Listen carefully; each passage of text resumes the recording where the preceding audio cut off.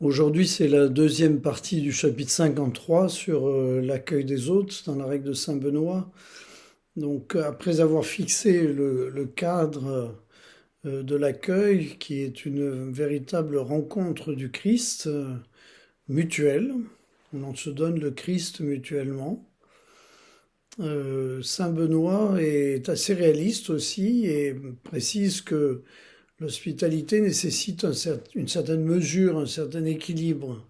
Même si c'est un accueil sans condition, il doit y avoir tout de même une certaine préservation de l'équilibre de vie de la communauté ou des personnes qui accueillent.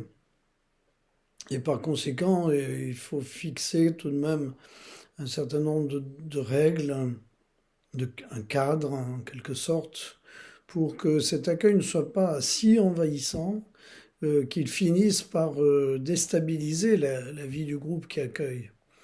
Donc, euh, il faudra prévoir d'abord un lieu qui puisse être entretenu d'une manière adaptée. Il faudra une personne sage qui soit déléguée pour l'accueil des autres. La communauté ne peut pas être en permanence en train de s'occuper dans sa totalité des hôtes qui arrivent et qui arrivent souvent nombreux et à des moments où on n'est on n'est pas toujours disposé à être disponible.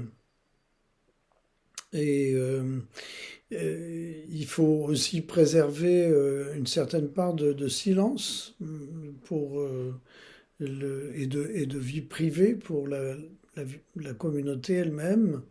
Et donc, Saint Benoît précise que si on rencontre des autres, on ne va pas leur parler à tout bout de champ, mais qu'il y aura une certaine discrétion, en quelque sorte. Ce que les autres apprécient en général, car parler à tout bout de champ à tout le monde, ce n'est pas forcément la meilleure solution pour vivre d'une manière forte. Ça peut être une tentation de très grande dispersion.